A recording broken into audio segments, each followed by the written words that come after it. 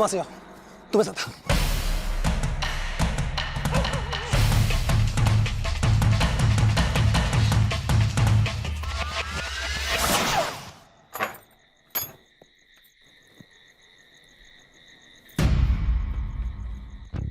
आपने किसी को यहां से भागते हुए देखा है?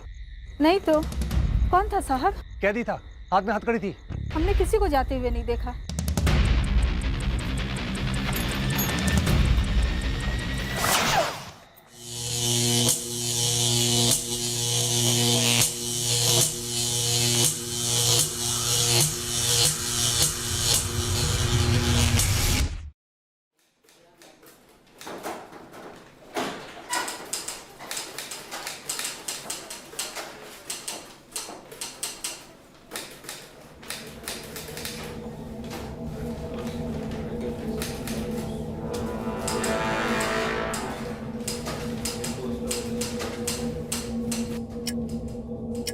सर,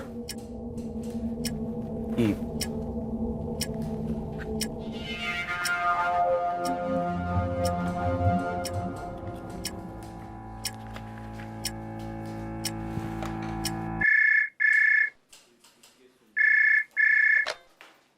हाँ कपिल जी। रामकृपाल जी, ये देवी प्रसाद की एनए एप्लीकेशन पर कोई मूवमेंट ही नहीं हुई है। कपिल जी, फाइल हमारे टेबल पर आए तो तब तो कोई मूवमेंट होगी। फाइल तो हमने एक हफ्ते पहले ही अजय के हाथ से भेज दी थी। कपिल जी, फाइल हमारे टेबल पे आती तो क्या ये हो सकता है कि काम नहीं होता? ये लड़का अजय जो है बड़ा ही लापरवाह होता जा रहा है। इसी ने फाइल यहाँ वहाँ कहीं रख दी होगी। रामकृपाल जी, केस अर्जेंट सा है। हम समझ गए कपिल जी, अभी उस अजय की क्लास लेते हैं।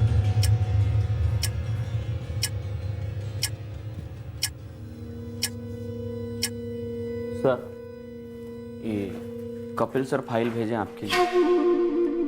उनके कैबिन से हमारे कैबिन तक आने में एक हफ्ता लग गया तुम्हें? राम कृपाल सर पिछले हफ्ते ही रख कर गए थे यहाँ पे। हमारे टेबल पर तो नहीं थी। यहीं रखी थी। हाँ भाई, हम ही झूठ बोल रहे हैं। हम ऐसा तो नहीं कह रहे हैं सर। तुम्हारा काम कोई दिमाग वाला तो है नहीं, कम से कम दिल लगा के तो किया करो। ये फाइलें कोई तुम्हारे फिल्म की सस्ती डीवीडी नहीं कि कहीं भी फेंक।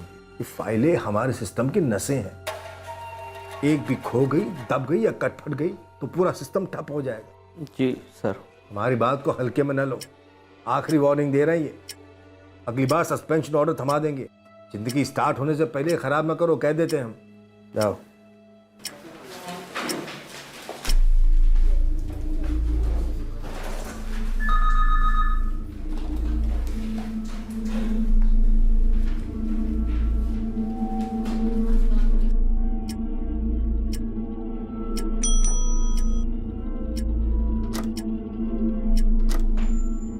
रामकृपाल जी, चलेंगे नहीं?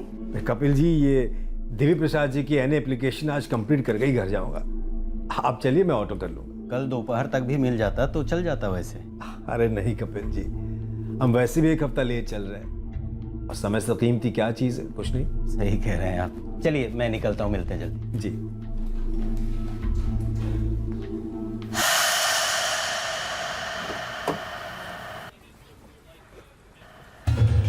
सर, हम भी निकलें? रामकृपाल जी बैठे हैं ना अभी?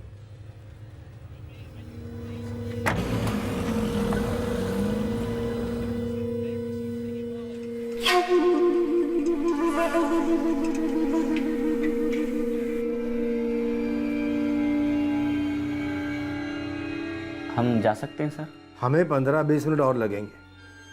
हमारे निकलने के बाद ऑफिस को ढंग से ताला लगाकर उसके बाद ही तुम घर जाओगे। समझा सर जी।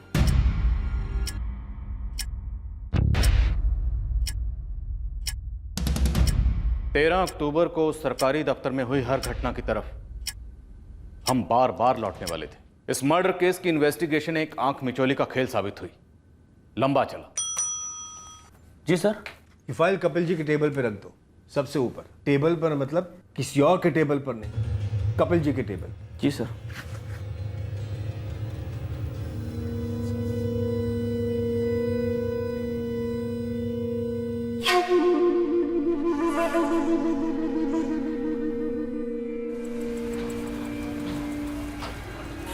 जी सर, प्रणाम। प्रणाम प्रणाम हरिप्रसाद। काम निपटा लिए? हाँ बस अभी कहाँ हो? आसपास में हो तो थोड़ा रुक जाओ, साथ ही में चलते हैं। अरे हम तो घर भी पहुंच गए। आप काम में व्यस्त थे तो हमको लगा वक्त लगेगा तो हम निकल आए। चलिए कोई बात नहीं, कल मिलते हैं। राम राम सर जी। राम राम।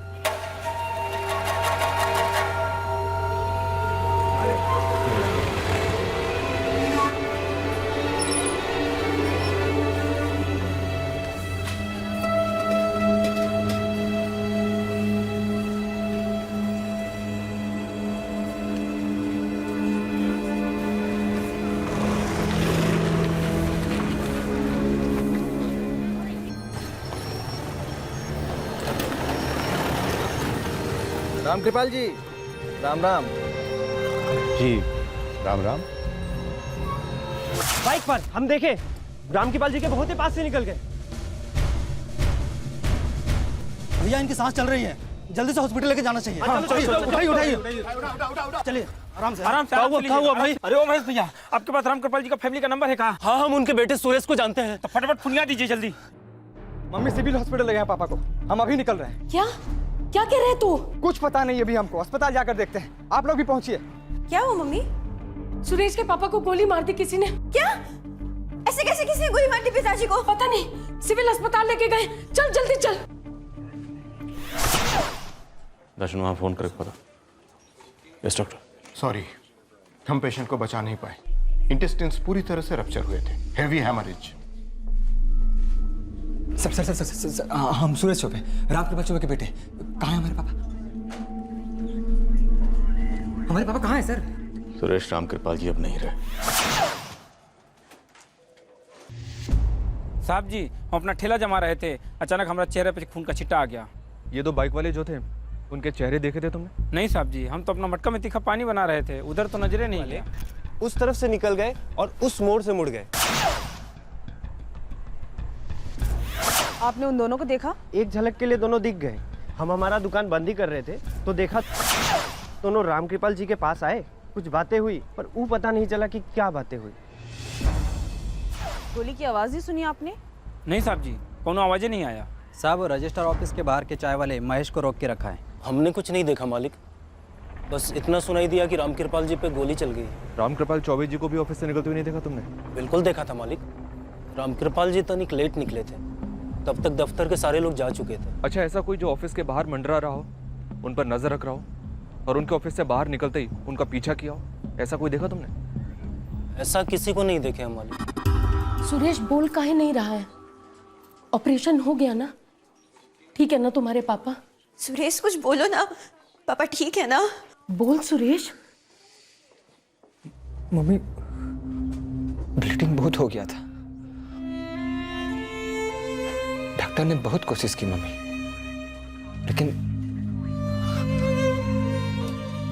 लेकिन पापा बच नहीं पाए। बकवास मत कर, मुझे देखना है। मम्मी, मैंने कहा ना मुझे देखना है। वो बॉडी को पोस्टमार्टम के लिए लेकर गए। बॉडी मत बोल, पापा हैं वो तुम्हारे। पापा नहीं रहे।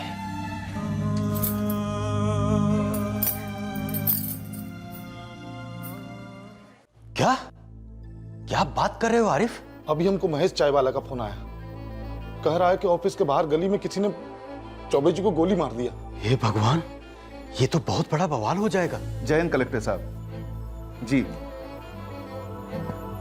हाँ सुना मैंने।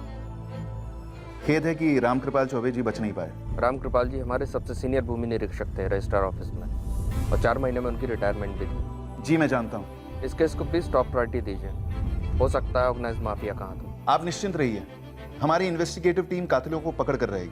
Point blank range. Yes doctor. Firing इतनी नज़दीक से की गई कि मार्केट में किसी को कुछ पता ही नहीं चला।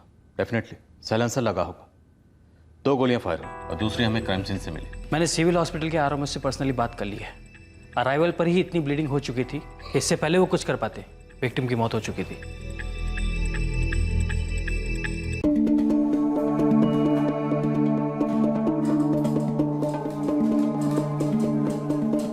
काफी ईमानदार आदमी माना जाता था ये रामकृपाल चौबे। कलेक्टर साहब ने खुद लैंड माफिया की तरफ इशारा किया है। उन्होंने मुझे 2 बार फोन भी किया फॉलोअप के लिए। 2 लोग थे सर, बाइक पर। एक ने हेलमेट पहना हुआ था और दूसरे ने गमछे से अपना मुंह ढका हुआ था। पक्का सर, 99% रामकृपाल जी के नाम की सुपारी निकली गई हो। सुपारी सुपारी है चौधरी, पर मुझे इस कांड का पनवारी चाहिए। जब तक मास्टरमाइंड हाथ नहीं लगता कोई सांस नहीं लेगा। सर, हमारी मम्मी रात भर सो नहीं पाई है, रो रो कर हालत खस्ता है सर।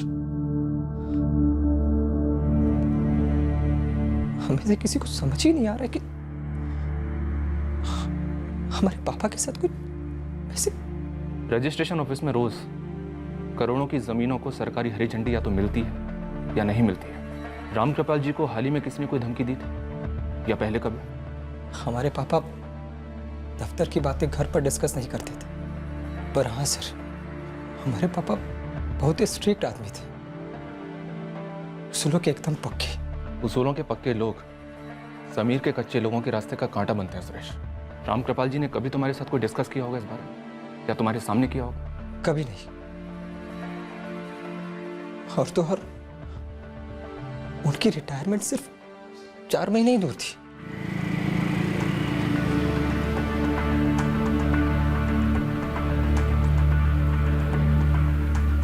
माँ, आरती, आरती, ये सब कैसे हो गया? 35 साल जिस दफ्तर में तेरे पापा ने काम किया, नाम कमाया, उसी के सामने किसी ने उन्हें गोली मार दी। अनीता भाभी, सुरेश कहाँ है? Police station. कुछ पता चला कौन थे, क्या थे? अभी तक कुछ नहीं पता चला राकेश। तो राम कृपाल जी ऑफिस से बाहर निकले और तुमने पीछे से ऑफिस में ताला लगा दिया? जी मैडम।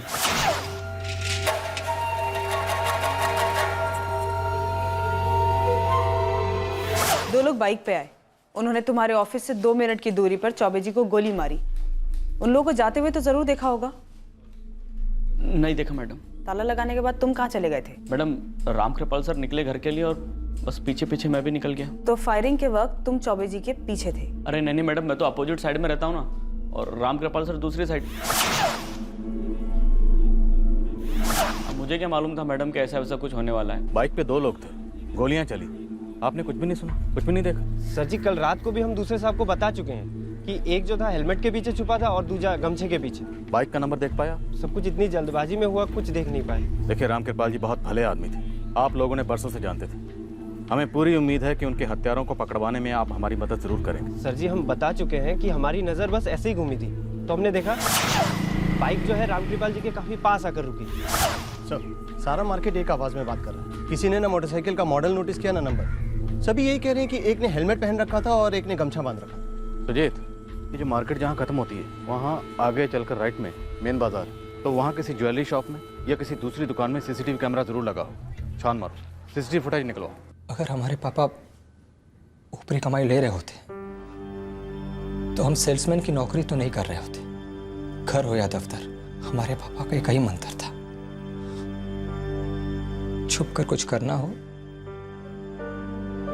तो करना ही नहीं चाहिए। पर किसी ने उन पर छुपकर वार जरूर किया सुरेश। दिमाग पे थोड़ा जोर दो, याद करने की कोशिश करो, अपनी मम्मी से बात करो, वो कोई टेंशन में रहे होंगे। बिना वक्त के कोई फोन आया हो, कोई मिलने आया हो, कोई तू मैं कुछ भी, जैसे ही तुम्हें याद आए हमें तुरंत बताना। तुम्हारे पापा की बॉडी हम आज शाम तक तुम्हें हैंडओवर कर देंगे। हाँ, तो आप कह रहे थे? जी मैडम, मैं ये कह रहा था कि आप सही कह रही थी। चौबे जी का उस दिन शाम को फोन आया जरूर था मुझे। उन पर गोली लगने के ठीक 3 मिनट पहले उन्होंने आखिरी कॉल आपको की थी। जी मैडम, कल वो लेट तक बैठे थे किसी फाइल को लेकर। फिर वो कपिल बाबू के साथ रोज की तरह उनकी गाड़ी में बैठकर नहीं गए। फिर उन्होंने मुझे फ़ोन किया कि अगर तुम आसपास हो तो रुक जाओ, साथ में चलते हैं। लेकिन मैडम, तब तक तो मैं अपने घर पहुंच गया था। फिर रात को जब पता चला तो बहुत सदमा लगा सुनकर जो भी उनके साथ हुआ। डिपार्टमेंट के बहुत ही भले और ईमानदार बाबू थे वो। उनकी ईमानदारी किसके रास्ते का कांटा बन रही थी? जी, उनकी मौत से सबसे ज्यादा फायदा किसे होता हरि प्रसाद? अब मैं ये कैसे कह सकता हूँ मैडम? मतलब इत्तेफाक ही समझिए इंस्पेक्टर। इत्तेफाक हो तो सकता है कपिल, पर यह इत्तेफाक काफी खतरनाक था। कल शाम को आप वो फाइल राम कृपाल जी के पास भेजते हैं और कल शाम को आप दफ्तर से जल्दी घर चले जाते हैं, और कल शाम को राम कृपाल जी दफ्तर से घर जाने वाले आखिरी कर्मचारी होते और आपके दफ्तर से 2 मिनट की दूरी पर उन्हें 2 गोलियां मारकर उनकी हत्या कर दी जाती। सुनते ही होश उड़ गए हमारे इंस्पेक्टर। राम कृपाल चौबे हमारे डिपार्टमेंट में सबसे सीनियर कर्मचारी थे।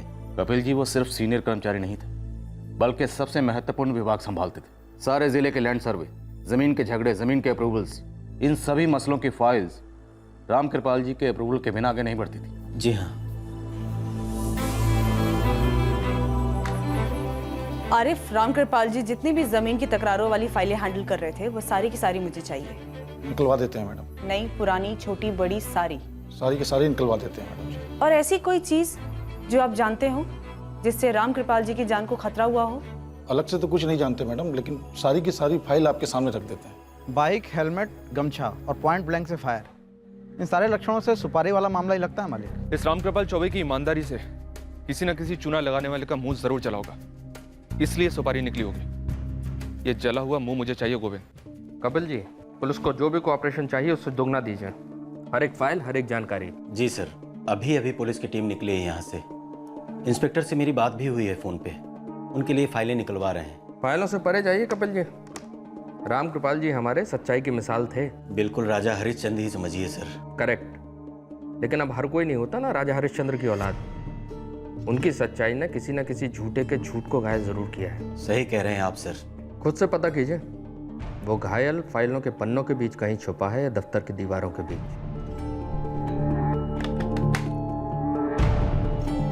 कल विष्णु आया था क्या? आप तो जानते ही होंगे, सुबह रामकृपाल जी से मिलकर गया होगा। सही कह रहे हो, कल आया तो था। हमने कहा गुड मॉर्निंग आरिफ साहब। Good morning Vishnu ji. है रामकृपाल जी? तो रोजे रहते हैं, जाइए दोबारा कोशिश करके देख लीजिए। कौन है ये विष्णु खेरा? अपने बेगूसराय का ही है मैडम। रामकृपाल जी के चक्कर लगा रहा था, उसका कुछ काम था जो हो नहीं रहा था ना। कैसा काम? सर रामकृपाल जी ऑफिस लेट कभी आए नहीं, लेकिन ऑफिस से लेट कभी गए भी नहीं, सिवाय उस दिन के।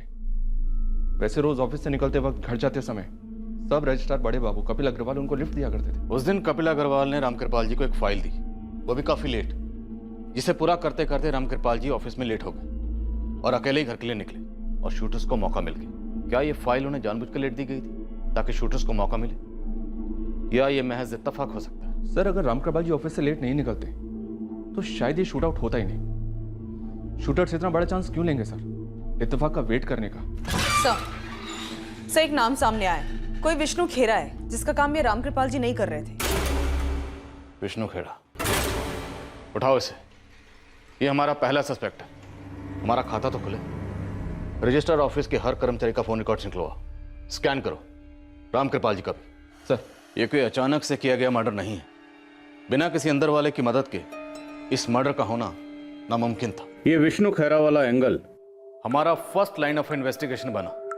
ऑफ कोर्स आगे चलकर और कई एंगल उभरे, पर एक बात तो तय है कि ये केस करप्शन से जुड़ा हुआ है। विक्टिम एक ईमानदार आदमी था जो एक ऐसे डिपार्टमेंट में इंपॉर्टेंट पोस्ट पर था जहां करप्शन के चांसेस काफी हाई होते हैं। पर रामकृपाल चौबे 4 महीने में रिटायर होने वाला था। एक ईमानदार आदमी जो 4 महीने में हट रहा था, उसे रास्ते से क्यों हटाया गया? कुछ चुभ रहा है। ये बात हमें भी चुभी और आगे चलकर और गहराई तक चुभी। कत्ल के दिन उस दफ्तर में जो भी हुआ वो किसी भी सूरत में डेली रूटीन तो थी नहीं, और रामकृपाल चौबे का दफ्तर से अकेले निकलना और देर से निकलना कोई इत्तेफाक तो था नहीं।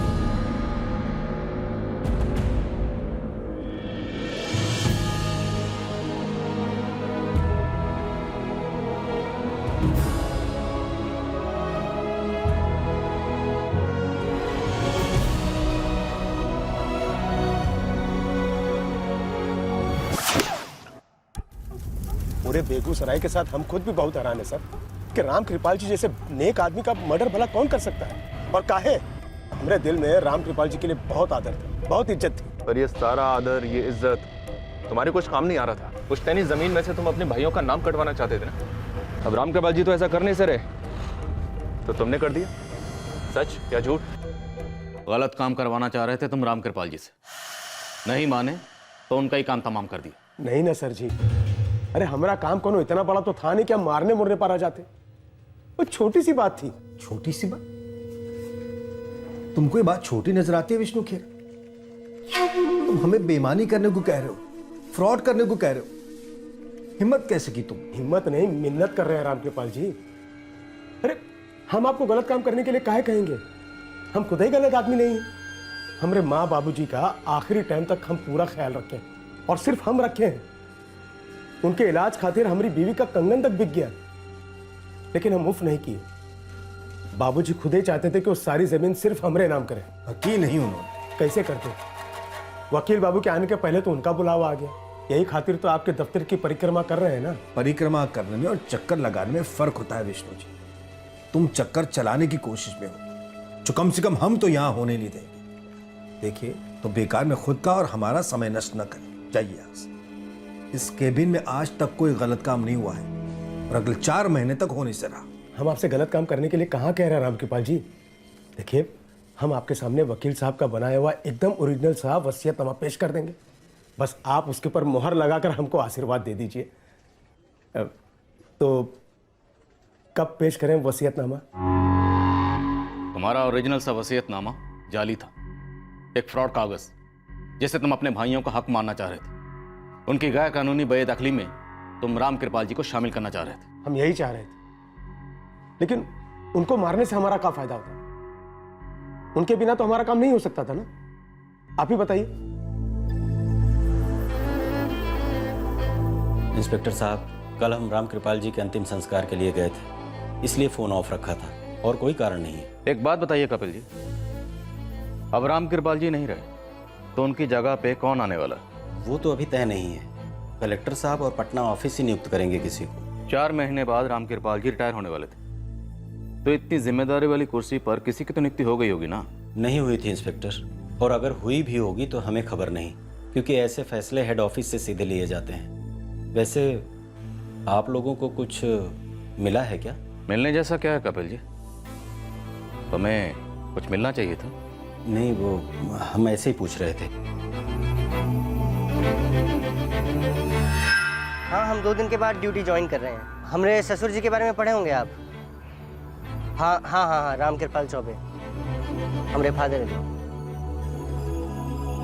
चाय। मम्मी, मम्मी, थोड़ा चाय पी लो।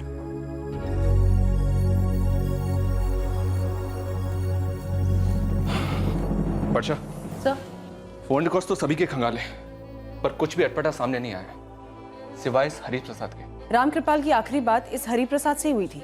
पर ये साला झूठ बोल रहा है। कैसे सर? इस साले का फोन रिकॉर्ड्स बता रहा है कि उस कॉल के दौरान ये घर पर नहीं था। नहीं पहुंचा था? सरायपुर में था। अरे हम तो घर भी पहुंच गए, आप काम में व्यस्त थे तो हमको लगा वक्त लगेगा। मतलब सर हमारे साथ कोई गेम खेल रहा है? शायद। अब ये गेम क्या है और हर टीम में कितने खिलाड़ी हैं, बस ये नहीं पता। जिंदगी में ऐसा भी काहे का सिद्धांत? अब राम कृपाल जी को इतना भी अड़ियल नहीं होना चाहिए था। क्या मिला उनको उनके सिद्धांतों से? अभय चौहान। क्यों? वही होगा ना? अरे भाई, हमको जैसे ही पता चला कि राम कृपाल जी पर फायर हुआ है तो हमारा सबसे पहला डाउट उस अभय चौहान पर ही गया। कलेक्टर साहब, 1-2 सस्पेक्ट्स आ गए हमारे लिस्ट में। इन्वेस्टिगेटिव टीम फुल टाइम इसी केस पे लगी हुई है। एसपी साहब, 1 हफ्ता होने आया है, लेकिन किलर्स के बारे में आपकी टीम अभी तक एक सिंगल क्लू भी प्रेजेंट नहीं कर पाई है। सर, हम हर एंगल को टटोल रहे हैं। बहुत जल्द हम किलर्स और उनके मास्टरमाइंड तक पहुंच जाएंगे। मेरा एश्योरेंस है सर, आप भरोसा रखें। भरोसा तो है एसपी साहब, लेकिन प्रोसीजर सिर्फ आप और हम समझते हैं, नेता और जनता सिर्फ भावनाएं समझती है। बता दो, अगर अभय चौहान पर शक हो रहा है तो बस हो रहा है, उसी का किया धरा हो सकता है।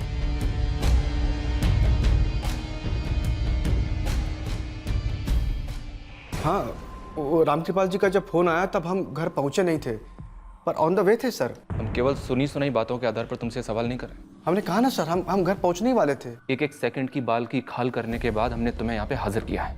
8:34 को तुम अपने घर पे पहुंचे, तब तक राम कृपाल जी पे हमला हो चुका था। उन्हें अस्पताल ले जाया गया था, पर तब तक वो दम तोड़ चुके थे। तुम्हारे फोन रिकॉर्ड्स ने तुम्हारे साथ धोखा किया, हरि प्रसाद। अब तुम हमें यह बताओ, राम कृपाल जी के साथ धोखा किसने किया और क्यों? कौन है अभय चौहान? दबंगी है मैडम। कहाँ का दबंगी है? अरे यहीं अपने बेगूसराय का ही है।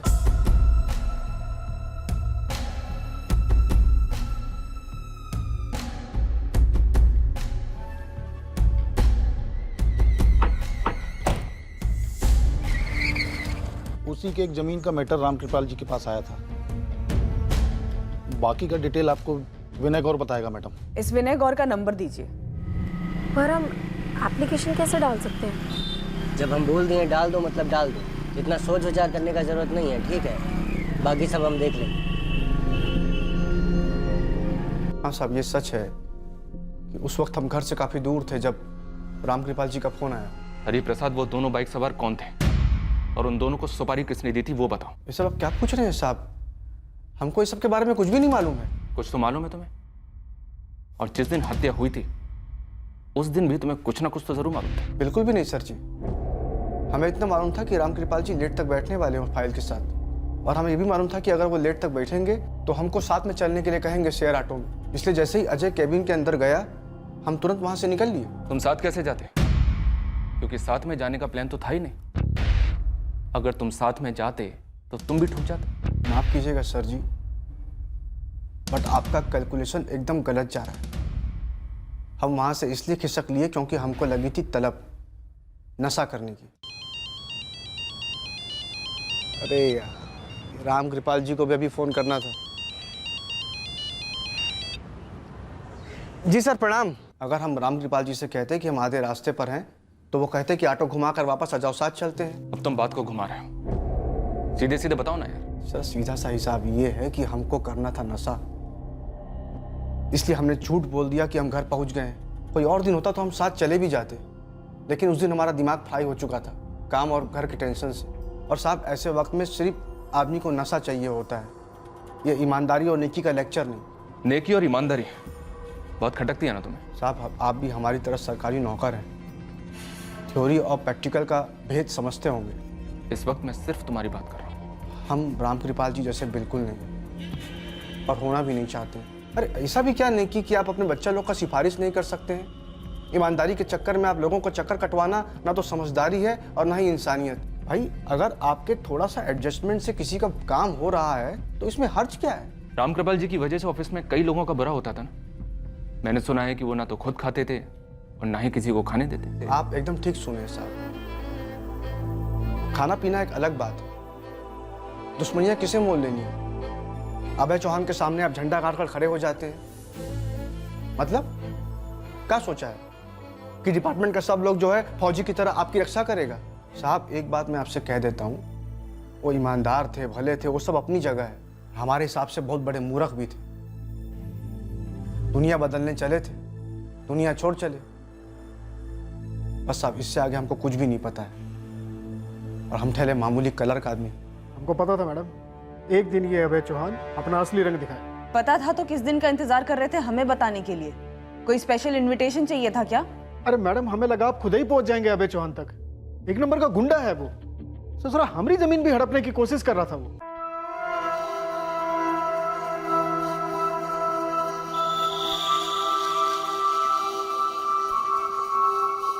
क्लियर है सर, आप खुद ही देख लीजिए। सर वो वहां मेरी जमीन खत्म होती है सर, और ये अभय चौहान की लगाई बाढ़ को भी देख लीजिए।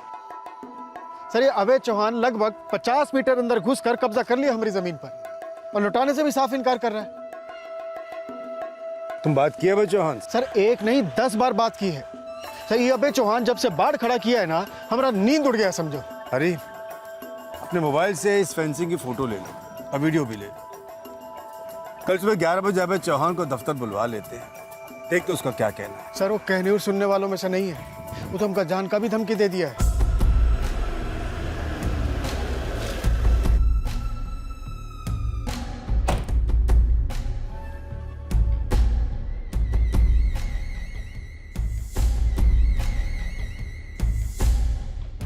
हमारी जमीन के फोटो आप हम ही को कहाँ दिखा रहे हैं? वो इसलिए क्योंकि विनय जी की जमीन में आपने 50 मीटर फेंसिंग लगवाई है, उसे पीछे ले लीजिए तुरंत। वो मेरी जमीन है, पूरे कागज है मेरे पास उसके।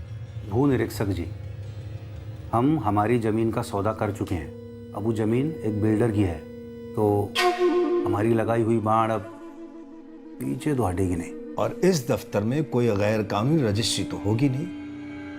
अब बिल्डर के साथ आपकी जो डील है वो गैर कानूनी करार दी जाएगी। बिल्कुल रामकृपाल जी, हमारी जमीन इनकी कैसे हो सकती है? इज्जत से मांगी थी, अच्छी कीमत ऑफर की थी, तुमने हमारे ऑफर को ठुकराया। विनय हमको बेचनी ही नहीं है तो ठुकराने की बात कहां से आई? अरे हमारी मर्जी है भाई। अरे तुम्हारी मर्जी गई तेल लेने, हमारी मर्जी है हम तो का उसी जमीन में जिंदा गाड़ दे। विनय गौर। रामकृपाल जी नोट कीजिए, आपके दफ्तर में बैठ के ये गुंडा हमका जान का धमकी दे रहा है। विनय जी, अभय जी, आप लोग एक मिनट हमारी बात शांति से सुनो। देखिए अभय जी, मैंने विनय जी के सारे कागजात देखे हैं। वो 50 मीटर जमीन इनकी है जिस पर आपने गैर कानूनी कब्जा किया हुआ है। वहां से फेंसिंग आप तुरंत पीछे ले लीजिए, उसके बाद आप जो सौदा करना चाहते कर सकते हैं। ये हमारा फुल और फाइनल फैसला है, इसमें बहस की कोई गुंजाइश नहीं।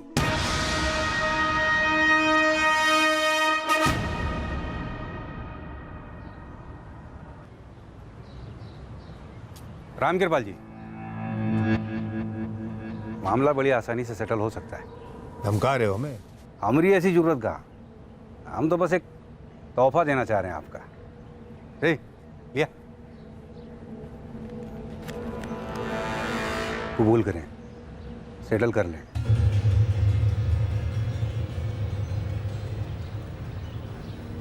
अभय चौहान जी, हमें घूस ऑफर करने से पहले कम से कम एक बार इस महेश चाय वाले से पूछ तो लेते कि हम किस टाइप के आदमी हैं।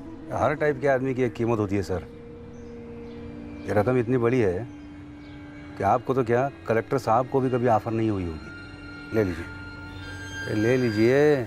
रिटायरमेंट के बाद पूरी दुनिया की सैर कराइए, बिजनेस क्लास। पूरी रिटायरमेंट बैठ के ऐश कीजिए, फर्स्ट क्लास। गलती तुम्हारी नहीं है चौहान, कई ऑफिसेज में ऐसे लोग हैं जिनके माथे पर लिखा हुआ होता है कि हम बिकाऊ हैं, बस कीमत सही होनी चाहिए। ई कम लगे तो और ले लीजिए, पर बस हमारी डील ना रोको सर।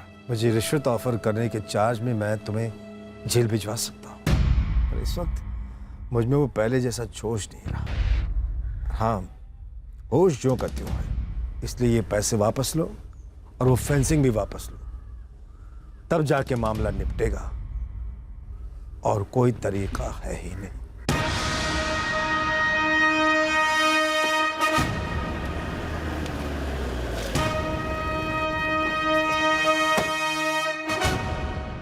प्रणाम सब इंस्पेक्टर साहब। जिन दो लोग को तुम भेजे थे राम कृपाल जी की हत्या करने, उनका नाम, नंबर और पता चाहिए हमको। वाह, इसे कहते हैं डायरेक्ट मुद्दे पे आना। मतलब सामने वाले को बात घुमाने उमाने का टाइम ही ना दो। ये जो तेरी दबंगई और गुंडई है ना, इसे तो हम 2 ही मिनट में उतार देंगे। ऐसा होता तो पूरे जिला का हर दूसरा बच्चा हम जैसा बनने का सपना ना देखता। छोड़िए उस बात को। मुद्दा है राम कृपाल जी का कत्ल। अब एक बात बता दूं, इतना सीनियर सरकारी मुलाजिम के साथ 36 का आंकड़ा बनाने के बाद उसका मर्डर करवाएंगे हम? का मतलब पागल कुत्ता काटा है हमका? इतना ईमानदार भाला आदमी था, ये पुलिस के साथ पब्लिक भी तो नोचेगी। हमरे पॉलिटिक्स का पूरा सपना पर पानी ना फिर जाता। सीधे सीधे बता दे वो दोनों शूटर्स कौन थे और कहाँ हैं? हम बहुत पहले हमारी बाढ़ पीछे ले चुके थे राम कृपाल जी के आदेश से। वो वाला मामला सब सेटल था। राम कृपाल चौबे को खरीदने की कोशिश की थी तुमने? अरे हम तो हर सरकारी अफसर को तोहफे ऑफर करते हैं जी, और मना करने वाले को गोली नहीं मारते। जैसे ही हमें पता चला कि यह आदमी अलग मिट्टी का बना हुआ है, हम जाके बिल्डर को समझा दिए कि भाई जमीन कम मिलेगी। वो मान गया, मामला फिर कभी उठा ही नहीं। इंस्पेक्टर साहब, हम आपको एक बात बताते हैं, आप ना जरा इस विनय गौर के बच्चे को टटोलिए। वो हमारा नाम लेकर खुद अपना कोई काला करतूत छुपा रहा है। तेरी तो हर करतूत काली है अभय चौहान। तूने आज तक सीधा काम किया है कौन सा? हाँ, नहीं किया सीधा काम, लेकिन सीधा आदमी की परख है हमका। देखिए, हम आपको फिर से कह रहे हैं, हमारा जमीन वाला मामला खत्म हो चुका था। हाँ, हमारे किसी आदमी ने विनय की जमीन पर मार लगाई, लेकिन हमारा सौदा होने के बाद ये विनय चीखने चिल्लाने लगा, तो हमने इज्जत से पैसा भी ऑफर किया। वो मामले को उठा के ले गया भू निरीक्षक विभाग में। वहाँ हमको हमारी गलती का एहसास हुआ, हमने बाढ़ पीछे ले लिया। अरे जरा सोचिए सर जी, 4 महीने में रिटायर होने वाले थे, ऐसा आदमी को मार के कहाँ मिलता हमका? आप बिना सर जी हम पर अपना कीमती वक्त जाया ना करो। ये मामला अंदर का है और हमारा नाम इसमें जानबूझ के घसीटा जा रहा है। तू बेगूसराय छोड़कर बाहर कहीं नहीं जाएगा। मोबाइल ऑफ नहीं रखूंगा, जहाँ बुलाओ हाजिरी देने आ जाऊंगा, जिस थाने बुलाओ आ जाऊंगा। यही ना? डन है जी, डन है। मुझे इस गुंडे के पिछले 6 महीने का डेली का रिपोर्ट चाहिए। सर, इस विशु खेड़ा और उस हरि प्रसाद दोनों के एंगल से कुछ भी सामने नहीं आ रहा है। दोनों के फोन रिकॉर्ड स्कैन्ड है और दोनों इस वक्त सर्विलेंस पर हैं। सर, मुझे ऐसा लग रहा है कि हम इस अभय चौहान वाले मोर्चे से खाली हाथ ही लौटेंगे। हमारे हाथ तो पिछले कई दिनों से खाली। वैसे हमारे सामने बहुत कुछ है, लेकिन ठोस कुछ भी नहीं। ना कोई सुराग, ना कोई सबूत, जिससे हमें इस कत्ल की साजिश का पता चले, उसके मोटिव का पता चले। जब तक हमारे सामने कोई ठोस सुराग या सबूत नहीं आता, तब तक हमारे हाथ खाली ही रहेंगे। एसपी साहब, 13 अक्टूबर को राम कृपाल चौबे का मर्डर हुआ, दिन दहाड़े भरे बाजार। और आज 15 नवंबर है और आप अभी भी ये कह रहे हैं कि आपकी इन्वेस्टिगेटिव टीम के हाथ में एक भी ब्रेक थ्रू नहीं लगा। मिथिलेश जी, बेगूसराय का एक भी हिस्ट्री शीटर नहीं है जिसे हमने स्कैन नहीं किया हो। आउट ऑफ डिस्ट्रिक्ट चेकिंग भी चल रही है। यही सब बातें आप मुझे 2 हफ्ते पहले भी बोल चुके हैं, लेकिन फैक्ट ये है कि आपके हाथ में है एक बिग जीरो। सीरियसली बताइए एसपी साहब, क्या आप चाहते हैं इस केस के लिए मैं सीबीसीआईडी के लिए पिटीशन फाइल करूं या डायरेक्टली सीबीआई इंक्वायरी रखूं? आप प्लीज हमें थोड़ा सा और समय दीजिए। रामकृपाल चौबे के हत्यारे जेल में होंगे, आई प्रॉमिस। सिर्फ 1 हफ्ता और, उसके ऊपर एक भी दिन नहीं। कलेक्टर साहब केस ट्रांसफर करने की अर्जी देने की बात कर रहे हैं, क्या कहूं? नो सर, सर केस पेचीदा है, टाइम तो लगेगा ही। हमारे पास अगर एक भी ठोस हेडवे होता ना तो मैं डंके की चोट पे और टाइम मांगता चौधरी। हेडवे होगा सर, जरूर होगा। हमारे पास 1 हफ्ता है, सिर्फ 7 दिन। मास्टरमाइंड, मोटिव, इस सब को फिलहाल साइड में रखते हैं, फोकस करते हैं उन 2 बाइक सवार शूटर्स पर। वो शाम को फिर से स्टडी करते हैं सर, तब ये साफ दिखेगा कि ये सारा बिल्टअप सिर्फ इसे कत्ल के लिए किया गया है। लेकिन राहुल, फिर भी हम ये साबित नहीं कर सकते कि कत्ल के दिन ऑफिस की रूटीन को जानबूझ के तोड़ा गया था, और ना ही हमारे पास ऐसा कोई सबूत है जिससे हम ये साबित कर पाए कि रामकृपाल जी को कपिल अग्रवाल के साथ घर जाने से रोका गया था। लास्ट मिनट पे फाइल भेज गई। सर, मैंने रामकृपाल की करंट फाइल में से हर फाइल को 2-2 बार खंगाला। इस विष्णु खेरा और अभय चौहान के अलावा और कोई लाल झंडी नजर नहीं आती। मतलब जो फाइलें हमें दी गई उनमें से कुछ नहीं मिला? किसी भी फाइल में। क्या कहा तुमने? जो फाइलें हमें दी गई, तो क्या हमें सारी फाइलें दी गई या कुछ चुनिंदा फाइलें दी गई? क्योंकि ये विष्णु खेरा और अभय चौहान ये हमें किसी फाइल से नहीं मिले, और इन दोनों की अनबन हमारे सामने लाई गई। तो क्या ये दोनों लीड्स थे या मिसलीड, ताकि हम गोल गोल घूमते रहें और गुमराह होते रहें और असली कातिल को बचने का मौका मिल जाए।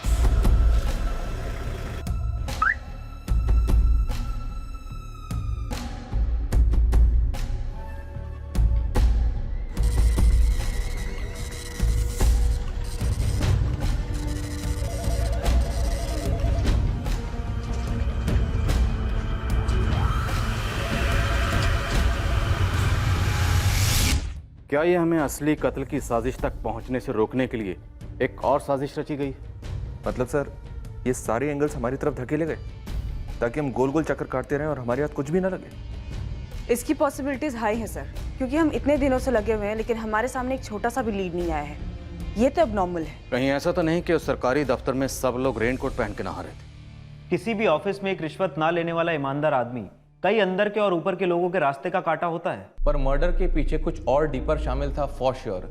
4 महीने में रिटायर होने वाले आदमी को कोई ऐसे ही क्यों गोली मार डालेगा? इन सारे सवालों के जवाब कत्ल के दिन उस ऑफिस की रूटीन टूटने में छुपे हुए थे, और साथ ही रामकृपाल चौबे का 4 महीने में रिटायर होने की हकीकत इस केस का सबसे अहम मुद्दा बना बैठा था। और हम कुछ असली मुद्दे मिस कर रहे थे। शायद इरादा भी यही था कि हम इन असली मुद्दों से भटक कर इन भटकाए गए मुद्दों पर अपना वक्त जाया करते रहें और असली मुद्दा दबा रहे। हम पर दबाव था, सॉलिड दबाव। सॉलिड मतलब सॉलिड दबाव। और फिर एक ब्रेक थ्रू मिला, एक ऐसी घटना घटी जिसने इस केस को सर के बल उलट दिया।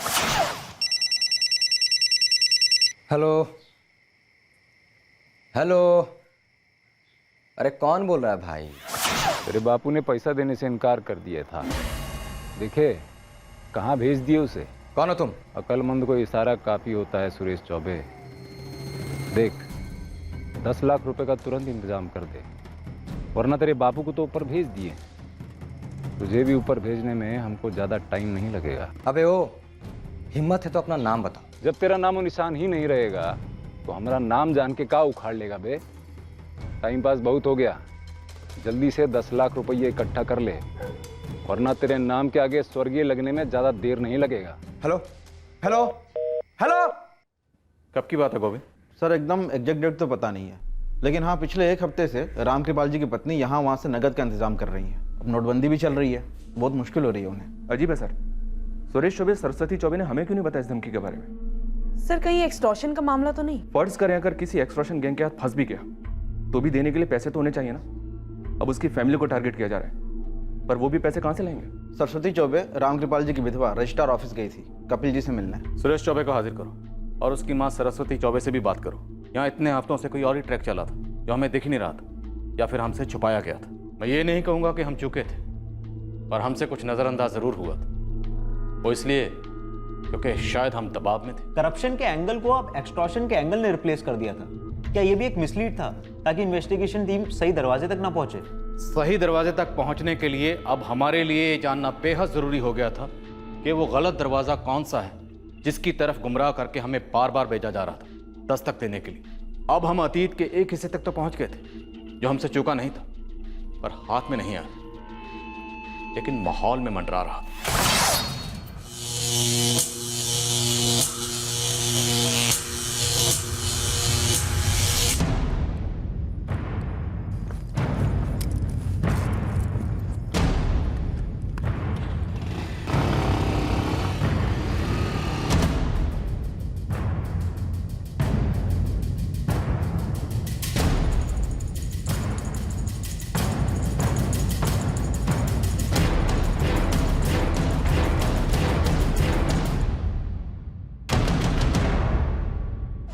क्या जो सरस्वती जी हैं घर पे? जी।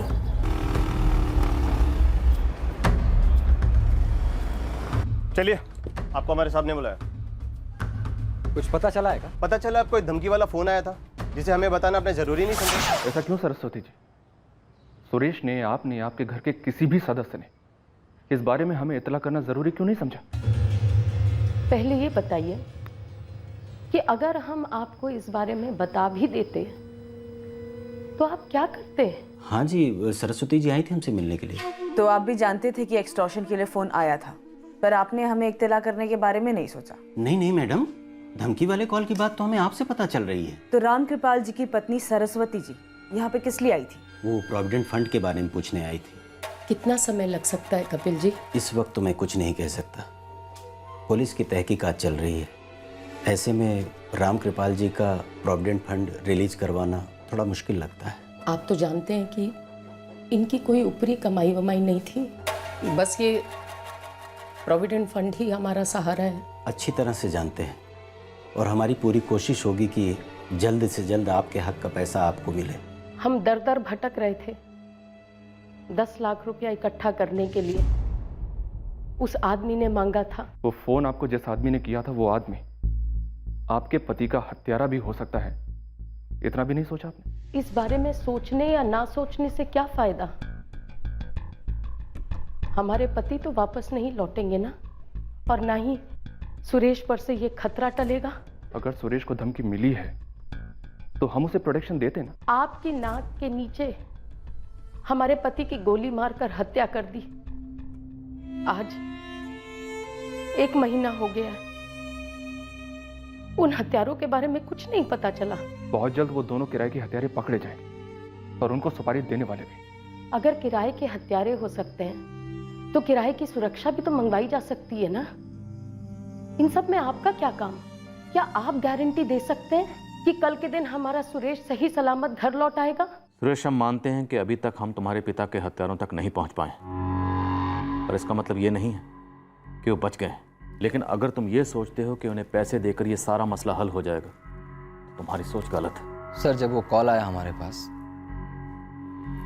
तो हमारा सबसे पहला रिएक्शन था कि उस साले का पता लगाएं, फिर खुद गोली दाग दें उस पर। इससे तुम में और उनमें क्या फर्क रह जाएगा? ऐसे ख्यालों को भी अपने दिमाग में मत आने देना। सर, ख्यालों को रोका थोड़ी जा सकता है। हमारे पापा को मार डाला उन्होंने, पर हाँ, हम इतना भी बेवकूफ़ नहीं है कि ऐसा कोई गलती कर दे। इसलिए हमने अपनी मम्मी और वाइफ दोनों से मशवरा किया। अगर आपने उन्हें पैसे नहीं दिए तो आपको भी कुछ कर सकते हैं। ऐसा कुछ नहीं होगा, क्योंकि हम उन्हें पैसे दे देंगे। पैसों के बारे में बाद में सोचेंगे मम्मी, पहले आप हमको ये बताइए कि पापा ने कभी आपसे कोई धमकी उमकी के बारे में जिक्र किए थे क्या? तुम्हारे पापा कभी दफ्तर की या बाहर की बात घर पर लेकर नहीं आते थे। पिताजी अब नहीं रहे, लेकिन हम सब अभी हैं। मम्मी जी बिल्कुल सही कह रही है।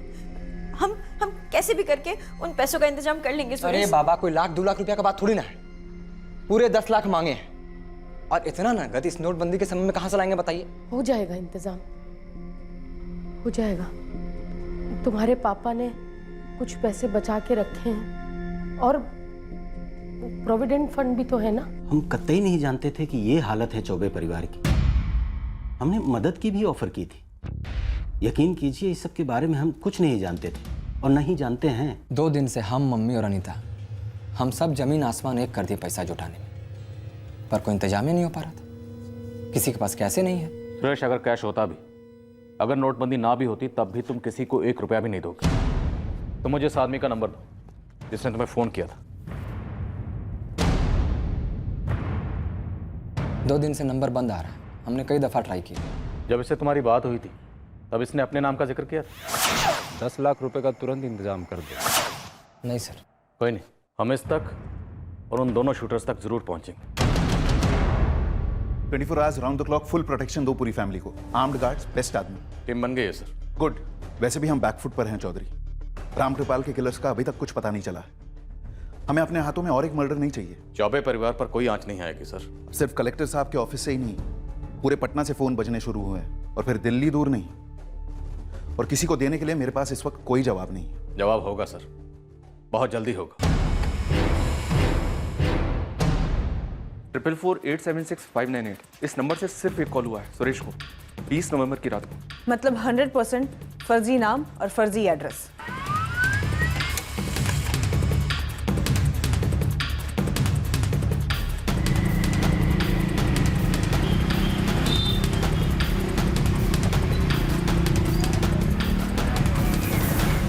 पुलकित सिन्हा कोई है ही नहीं और ये एड्रेस पूरी तरह से फर्जी है। रामकृपाल चौबे के कॉल रिकॉर्ड से कुछ मिला? नो सर, पिछले 1 साल के रिकॉर्ड स्कैन किए पर ऐसा कोई नंबर नहीं मिला जहां से धमकी आई हो। लगता है अंदर से कोई चाल चली गई है।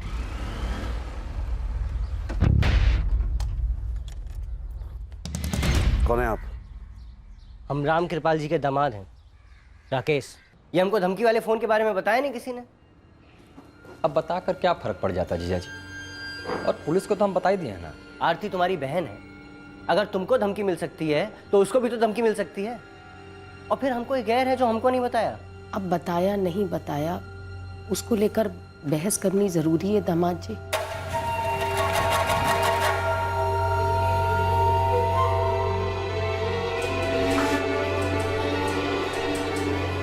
सुने हो, राम कृपाल जी का बेटा सुरेश को जान से मारने का धमकी मिल रहा है। विनय कौर से बात हुआ हमारा, बता रहा था कि यह जरूर अभय चौहान का करतूत है।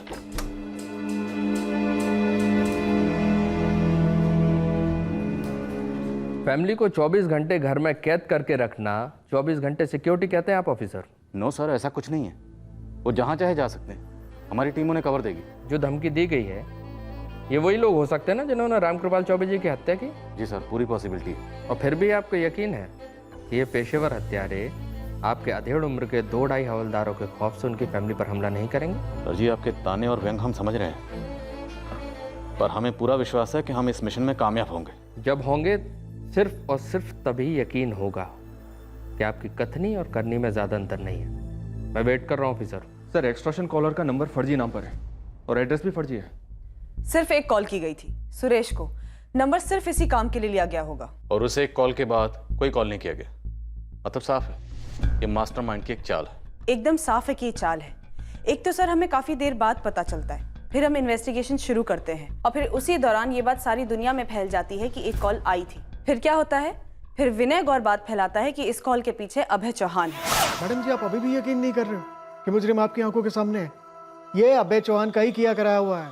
मैं पहले से कहता आ रहा हूँ और मैं अब भी कह रहा हूँ, मैं स्टैम्प पेपर पर लिख कर देने को तैयार हूँ कि राम कृपाल चौबे जी को इसी बदमाश ने मरवाया और उस कॉल के पीछे भी इसी का हाथ है। इतने यकीन के साथ ऐसे कह रहे हो जैसे कत्ल होने के पहले तुम्हें पता था कि राम कृपाल चौबे जी का कत्ल होने वाला है। 6 महीने पहले से पता था, जब अभय चौहान और हमारी मीटिंग हुई राम कृपाल जी के साथ।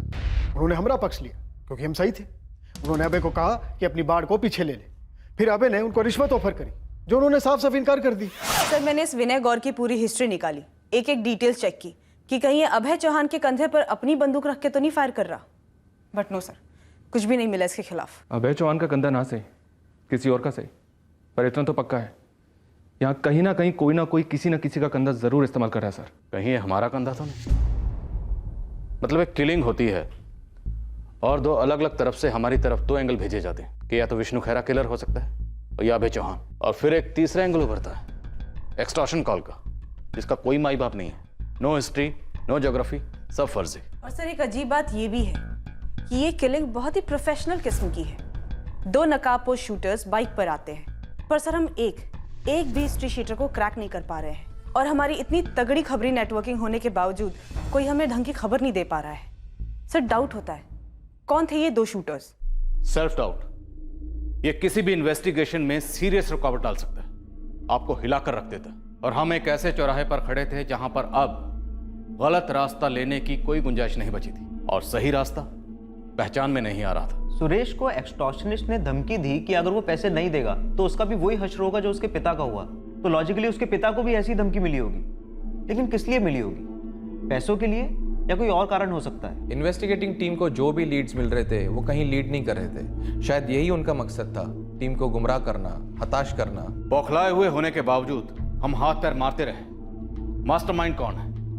कहां से ये हमारी तरफ फर्जी लीड भेजे जा रहे हैं? लेटेस्ट लीड वो फोन नंबर था जो बेशक फर्जी तरीकों से अपनाया गया था, लेकिन उसमें इस्तेमाल हुआ वो सिम कार्ड वो तो असली था। कॉलर को नहीं, सिम कार्ड को ट्रैक करते हैं। 444876598 वाला सिम कार्ड। ये सिम कार्ड किसी असली दुकान से असली पैसे देकर असली आदमी से खरीदा गया होगा। एक काली चाय दो।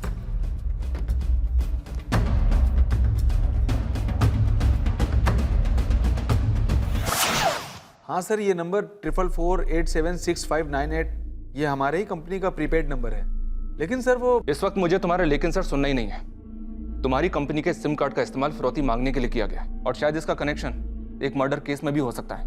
मैं सर सारे डेटा बेसिस को चेक करके रखता हूँ। आप मुझे 2-3 दिन का टाइम दीजिए, मैं आपको फोन करता हूँ सर। अगर आज शाम को 5 बजे के पहले उस डीलर का सही नाम, नंबर और एड्रेस मुझे नहीं मिला ना, तो तुम इस वक्त जहां पर हो ना, मैं वहां पर पहुंच जाऊंगा। साला करे कोई और भरे कोई।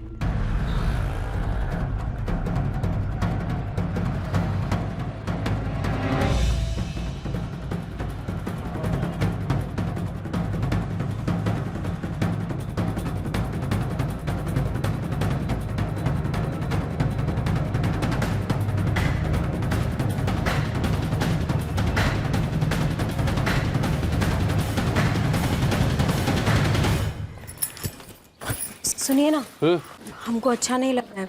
सुरेश भैया बुरा मान जाएंगे ना? इसमें बुरा मानने वाला कोनो बात है ही नहीं। तुम उसकी छोटी बहन हो, तुम्हारे बारे में सोचना उसकी जिम्मेदारी है कि नहीं? सर 444876598 का नंबर बेगूसराय के ही एक डीलर के पास पहुंचा है। सुबह से ये पता किया तुमने? सर उसका नाम चंदर गुप्ता है। Shiv Om mobiles, 5/16 Mohan Nagar market, Begusarai court के पीछे। ये लिखा है ना सब? Pulkit Sinha 52 Parimal building 5th floor. Chandra Gupta, Parimal building में सिर्फ 4 फ्लोर है। पूरी बिल्डिंग में पुलकित सिन्हा कहीं भी नहीं रहता। किसको भेजा था वो सिम? अब ऐसे तो कितने लोग आते हैं, अब याद थोड़ी रहता है।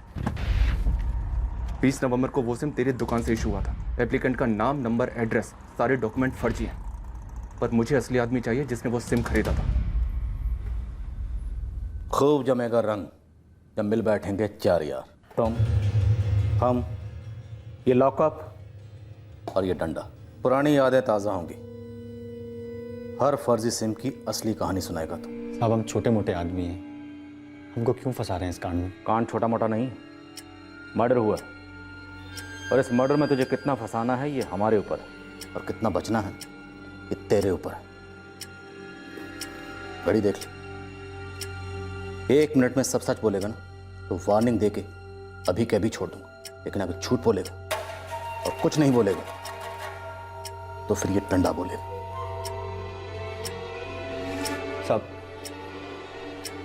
वो एक आदमी है, दीपक ठाकुर।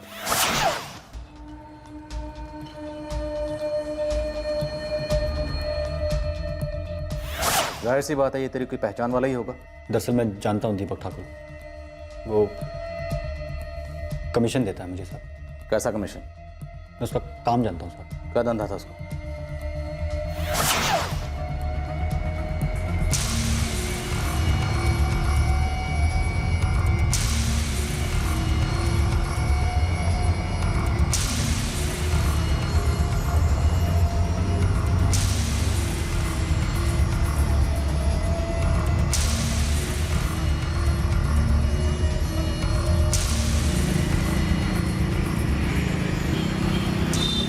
हफ्ते में 1-2 बाइक तो उठाता ही और फिर बेच देता है उनको। नंबर बदलते रहता है साहब, ताकि आप लोगों से दूर रहे। एड्रेस? हर हफ्ते नंबर बदलता है, तो एड्रेस कैसे फिक्स होगा? बाइक कहाँ बेचता है? पटना से। पेशेवर बाइक चोर है तो 100% क्रिमिनल रिकॉर्ड होगा ही होगा इस दीपक ठाकुर का। लगता है ये फर्जी सिम वाला बाइक चोर हमारा असली ब्रेक थ्रू है सर। राहुल, हमें नहीं पता हम सही जा रहे हैं नहीं जा रहे, पर रामकृपाल चौबे के शूटर्स बाइक पर आए थे। अब सवाल ये है, क्या ये बाइक चोर उस सुपारी किलिंग में शामिल था?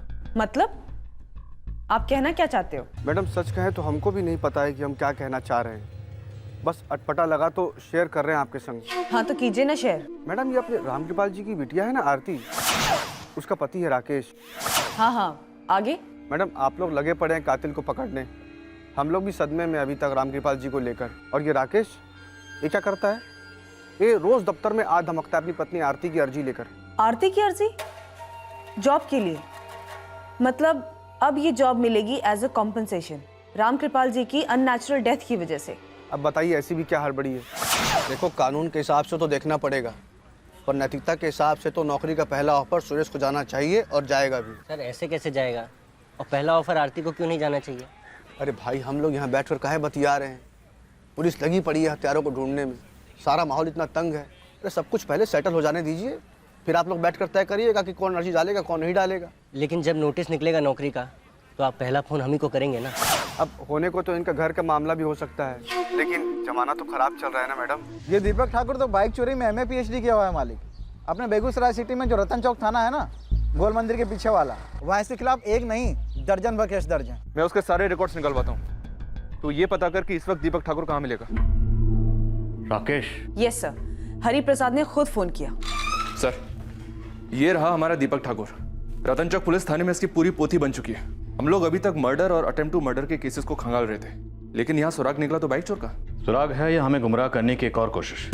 क्योंकि पैटर्न फिर वही, हमारे सामने फिर से 2 एंगल, एक दीपक का और दूसरा राकेश का। राकेश वाले एंगल में पॉइंट तो था, रामकृपाल 4 महीने में रिटायर होने वाला था, तो कॉम्पनसेशन की कोई गुंजाइश ही नहीं थी। पर ये दीपक ठाकुर वाला एंगल भी उस एक्सटॉर्शन वाले कॉल के थ्रू सामने आया था, और उस कॉल वाले एंगल पर पहले से ही सवालिया निशान था। दरअसल हम इन दोनों एंगल्स के बीच कनेक्शन ढूंढ रहे थे। हम इन दोनों को क्लोजली फॉलो करने लगे। हम इस केस को क्रैक करने पर पूरी तरह से फोकस थे, पर इतने में कहीं और कुछ और ही पक रहा था। एक तीसरा एंगल जो बहुत जल्दी हमारे लीड्स के कारवां में शामिल होने वाला था, पर उस वक्त हमारे राडार में बिल्कुल नहीं था।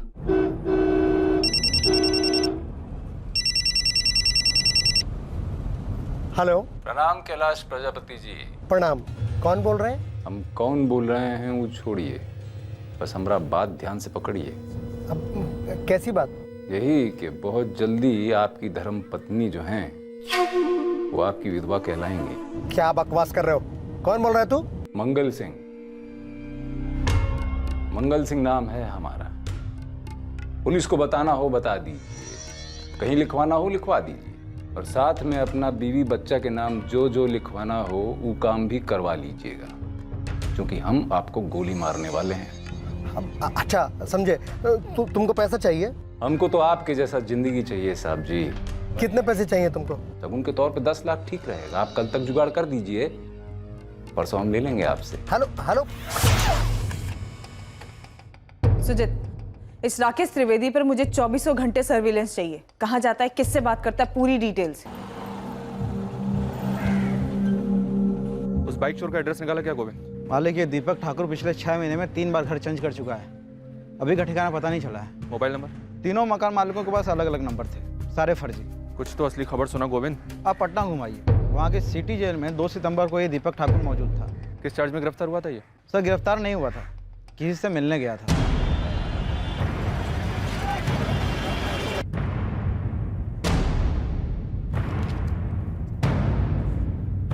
2 सितंबर को ये दीपक ठाकुर हमारे जेल के एक कैदी मंगल सिंह को मिलने आया था। उम्र कैद की सजा काट रहा था ये मंगल सिंह। Murder charge? जी हाँ। जेलर साहब, हम अभी बेगूसराय से निकल रहे हैं आपके इस मंगल सिंह को मिलने के लिए।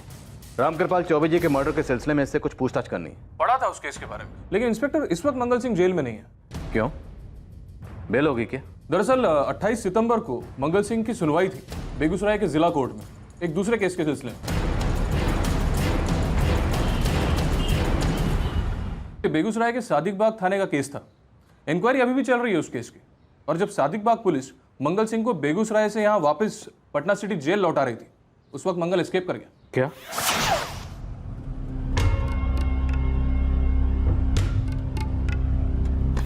बेगूसराय का एक बाइक चोर दीपक ठाकुर पटना जेल में उम्र कैद की सजा काट रहे मंगल सिंह को मिलने जाता 2 सितंबर को, और यह मंगल सिंह बेगूसराय से कोर्ट की सुनवाई के बाद 28 सितंबर को पुलिस की हिरासत से फरार हो जाता। कुछ मिल रहा है सर? और सर सुरेश को मिली ये एक्सटॉर्शन की कॉल सही साबित हो रही है। अगर ऐसा है तो फिर सुरेश की जान को खतरा असली है, क्योंकि अगर सुरेश मारा जाता है तो फिर आरती को उस जॉब पर कोई चैलेंज नहीं कर सकता। फिर वही होगा जो राकेश चाहता है। राहुल, वर्षा, रामकृपाल चौबे जी की हत्या का मास्टरमाइंड उनका दामाद राकेश भी हो सकता है। अंदर की बात सर, और हम दफ्तर में ढूंढ रहे थे, खिचड़ी घर में ही पक गई थी। सर राकेश पे चील की तरह नजर रखे हुए हैं, बट सर अभी तक कोई सस्पिशियस मूवमेंट नहीं हुआ है। कॉल रिकॉर्ड्स भी बिल्कुल क्लियर है। पता करो कि 2 सितंबर और 28 सितंबर को यह राकेश कहां था और किसके साथ था। इस सारी साजिश की प्लानिंग बहुत पहले की गई थी। सर हम लगे हुए इस मंगल सिंह के पीछे, बड़ी प्लानिंग से फरार हुए हैं, लेकिन दीपक ठाकुर वाला एंगल हमें सूझा नहीं। फरार कैसे हुआ? बेगूसराय सेशन कोर्ट में इसकी पेशी हुई, उसके बाद हम ट्रेन से इसको पटना ले जा रहे थे।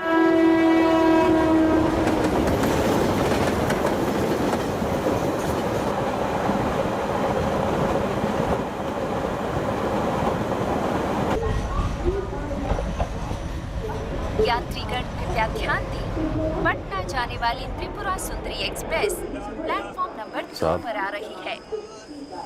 थोड़ा हल्का हो लें। पटना आने में सिर्फ आधा घंटा बाकी है, बैठा रहे। ऐसा भी क्या दुश्मनी है सरकार? बहुत जोर से लगा है, पेट फट रहा है। क्या हुआ? बोल दे सर।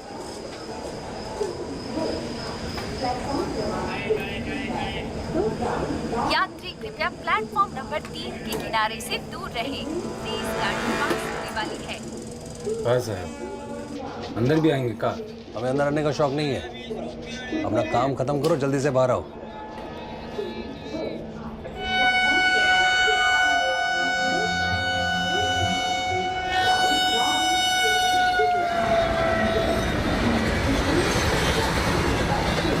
मंगल, हुआ क्या तेरा? मंगल, मंगल, टॉयलेट के खिड़की के सरिये काटे हुए थे पहले से। सर 5 मिनट में टॉयलेट की खिड़कियों के सरिये काटना मुमकिन नहीं है। फिर हम दौड़े बाहर की तरफ।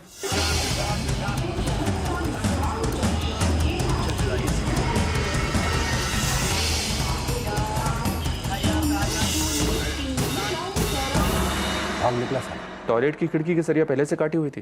पहले से। ये कब तय हुआ कि मंगल सिंह की पेशी 28 सितंबर को होगी? सर अगस्त के आखिरी हफ्ते में हमारे पास कोर्ट से एक ऑर्डर आ गया था, जिसे हमने पटना जेल को फॉरवर्ड कर दिया था तुरंत। मतलब मंगल सिंह ये बात पहले से जानता था कि 28 सितंबर को उसकी पेशी। अगस्त के आखिरी हफ्ते में खबर मिली सुनवाई की। 2 सितंबर को ये बाइक चोर दीपक ठाकुर मिलने आया मंगल सिंह से, और 28 सितंबर को सुनवाई के बाद ये मंगल सिंह ट्रेन के टॉयलेट से फरार हो गया, जहां किसी और ने ट्रेन की खिड़की के सरिये काट के रखे होंगे पहले से।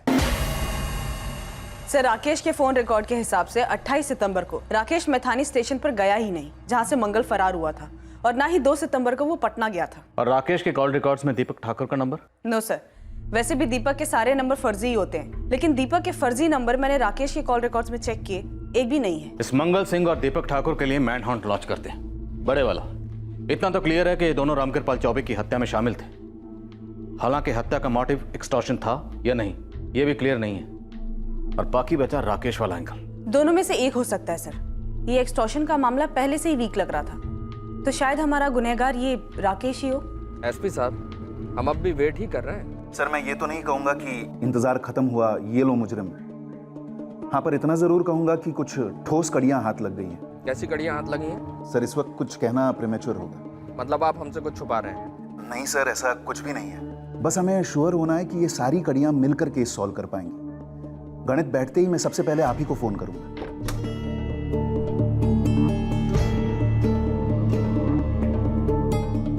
रिटायरमेंट से ठीक 4 महीने पहले किसी ने ऐसी दुश्मनी निकाली ये बात बार बार हमारा दरवाजा खटखटा रही थी, पर हमने वो दस्तक सुनी ही नहीं। हमने वहां देखा ही नहीं जहां बहुत पहले या सबसे पहले देखना चाहिए था। मास्टरमाइंड बराबर इन्वेस्टिगेशन को मिसलीड कर रहा था, पर ये मंगल और दीपक ठाकुर वाला एंगल भी सही लग रहा था। उस वक्त प्रेशर पीक पर था और हमने कत्ल का मोटिव एक तरफ पार कर दिया। अब हमें वो 2 आदमी चाहिए थे और हम हाथ धोकर इन दोनों के पीछे पड़ गए और ये दोनों हाथ आए पर किसी और के। चौधरी जी, आपके दोनों ओपनिंग बैट्समैन आउट कर दिए हमने। दीपक ठाकुर और मंगल सिंह? हाँ, वही दोनों। कब मिले, कैसे मिले? तरोताजा गिरफ्तारी है, 2 घंटे पहले की।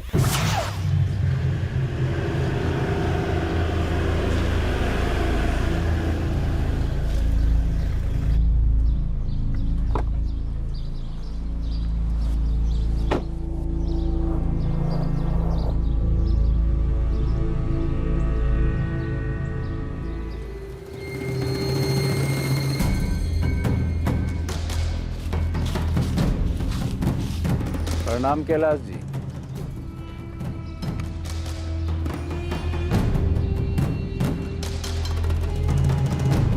हमको पूरा भरोसा था कि नोटबंदी सांसबंदी के सामने टिक ही नहीं सकता है। देखिए, आपने 10 लाख कैश के इंतजाम भी कर दिए। हाँ, अब हम जाएं? बिल्कुल जाइए, अपना घर जाइए। चलो।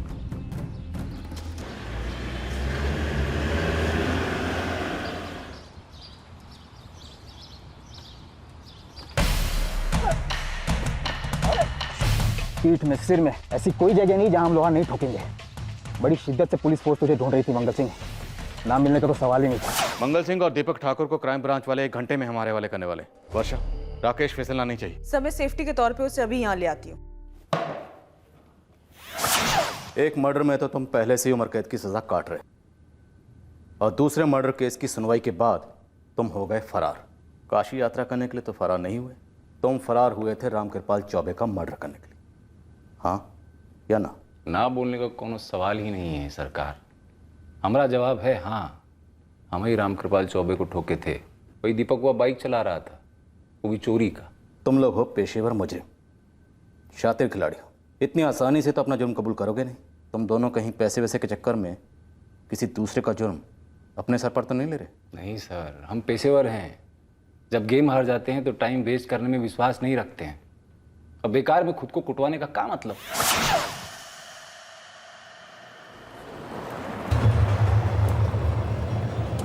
अरे मंगल भाई, आज तो मौका सही लग रहा है। ये बड़े बाबू तो निकल गए अकेले, इस साला चौबैया आएगा पीछे से पैदल, वो भी अकेले। तुम एक काम करो, एक बार दफ्तर में देखो।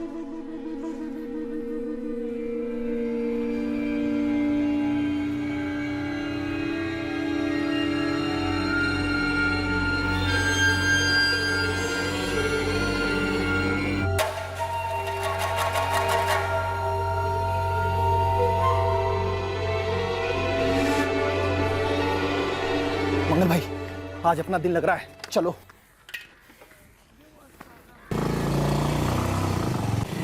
रामकृपाल जी, राम राम। जी राम राम। सुपारी कौन दिया? हम ही हमको सुपारी दिए सरकार। अब भूमि निरीक्षक आदमी है, हमको लगा कि नोटों में डूबा होगा बुढ़ा, 10 लाख तो हाथ का मैल होगा, दे देगा चुपचाप से।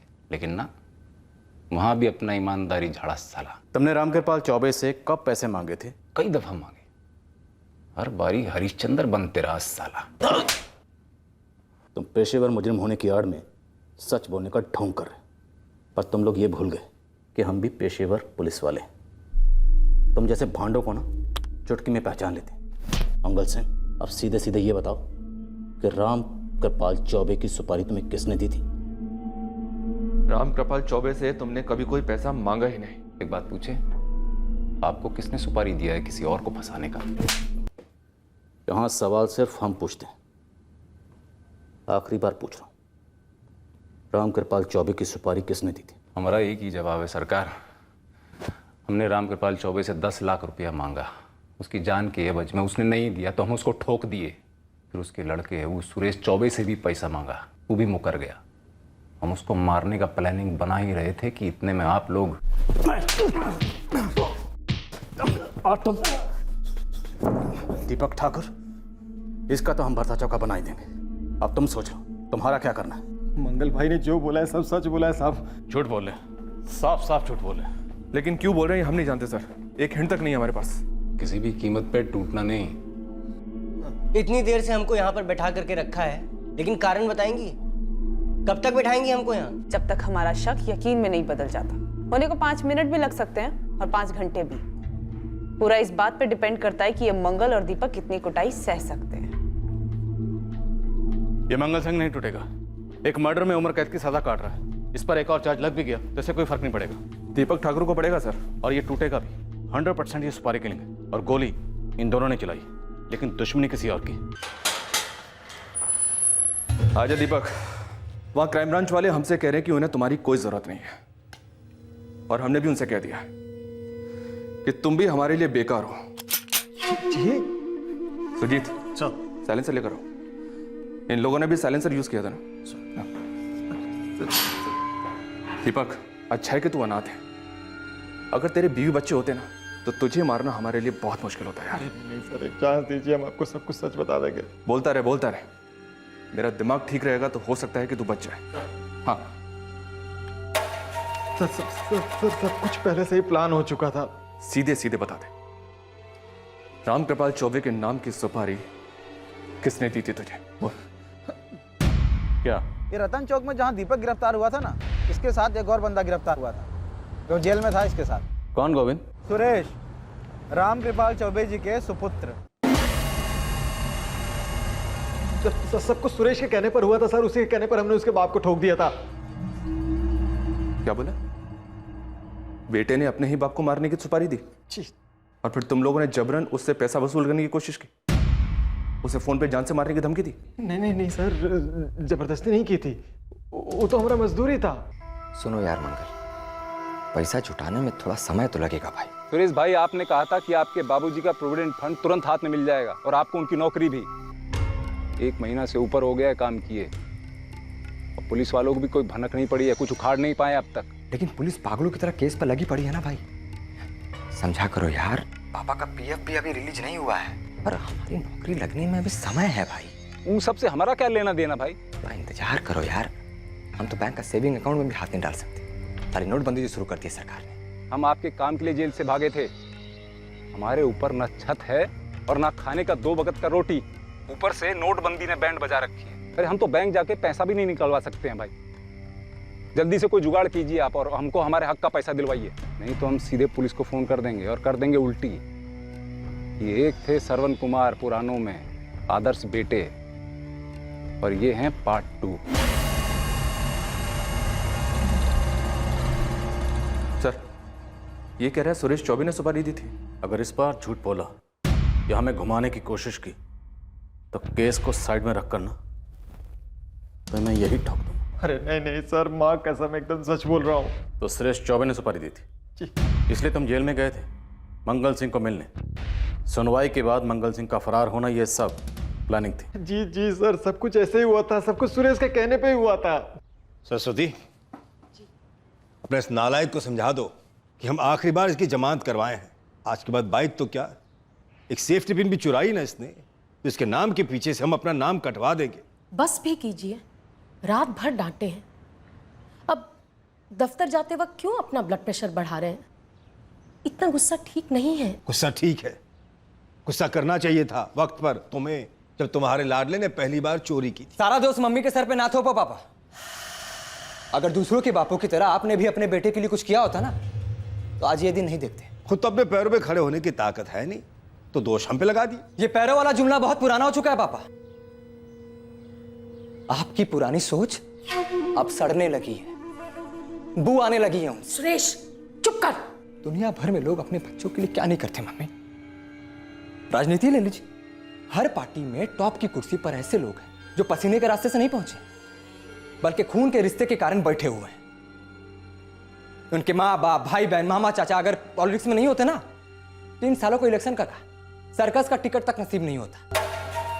और फिल्मी दुनिया का तो पूछो ही मत भाई, खानदानी रिश्तेदारी हो तो लंगूर को भी हीरो बना देते हैं। और एक ये है जो असली लाइफ में हीरो होने का भरम पाल बैठे। आपकी ये ईमानदारी की भाषणबाजी सुनने वाली ऑडियंस है ना, दफ्तर में, चाय के ठेले पर, बिरादरी की बैठकों में, ये सब आपको संत का दर्जा तो देते हैं, लेकिन खुद अपने बच्चों के लिए हर मुमकिन तरीके से सेटिंग करते हैं, उनके लिए नौकरियां लगवाते हैं, सिफारिशें करते हैं और जरूरत पड़ने पर ढेर सारा पैसा भी खिलाते हैं। इसलिए कोई गलत फहमी मत रहिएगा कि आप कोई महात्मा है। सच कहे मम्मी, लोगों के लिए ना एक जोकर है, जोकर। चुप कर। ठीक है भाई, हम जोकर ही सही, लेकिन ये जोकर कभी रिश्वत नहीं लेगा।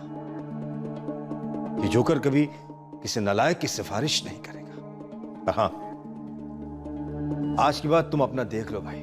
सरस्वती, अगर आज की बात तुमने इस लड़के को जेब खर्ची का एक पैसा भी दिया तो हमारी कसम, हम जिंदगी भर तुमसे बात नहीं करेंगे। और हमारे जाने के बाद भी जो कुछ भी बचेगा उसमें से इसे एक ढेला नहीं मिलेगा। सारा पैसा दान कर दे किसी अच्छे काम के लिए, लेकिन इसके हाथों हमारी कमाई लुटने नहीं देगी। हमारा तो न माई था न बाप था, पर हम इतना बता सकते हैं कि ये जो तुम्हारा बाप है ना, ये सुधरने से तो रहा। जैसा है तैसा है, सोच लो तुम और देख लो। 5 महीने में रिटायर होने वाले हैं पापा। अब फर्क पड़ जाएगा हैं?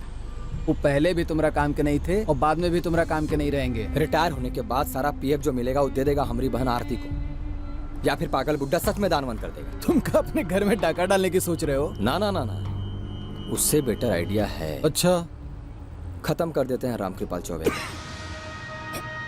सही कह रहे, एक बार बुड्ढा मर गया तो कंपनसेशन में सरकारी नौकरी मिलेगी हमको और पीएफ का सारा पैसा जाएगा मम्मी को, और मम्मी हमारी मुट्ठी में है।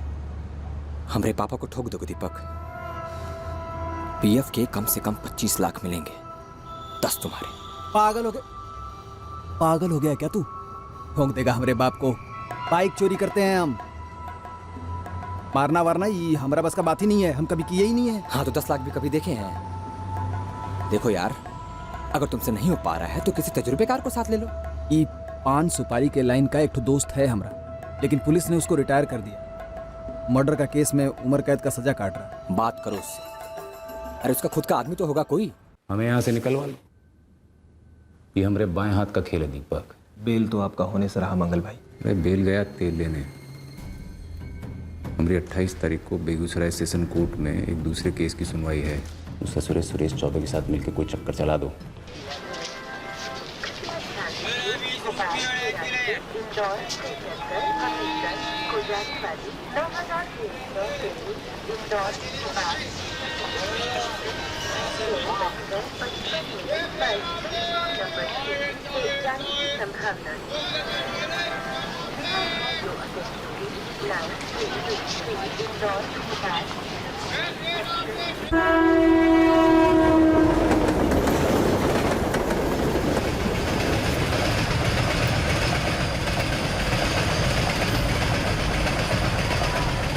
अरे महाराज सुनिए, समन्वय लेके खड़ा हो जाइए, 10 मिनट में मैखानी स्टेशन आ रहा है।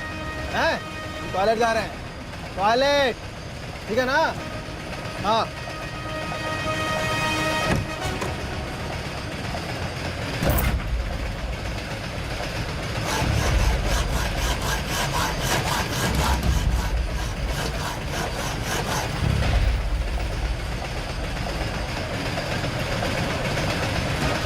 सुनो, यहाँ से उतर जाएंगे, तुम रेडी रहना और आराम से उतरना, ठीक है?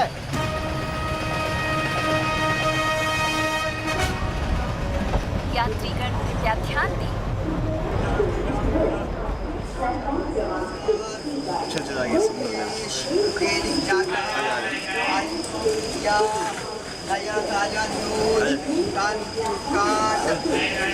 इंग्लिश का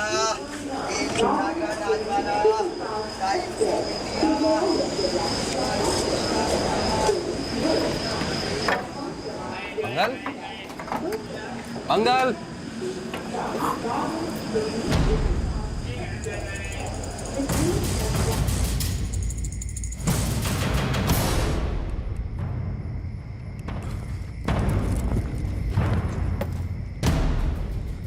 सबसे पहले साले ये हथकड़ी खुलवाना है। अरे टेंशन याओ मत, यहीं पास में बंदोबस्त किए हैं।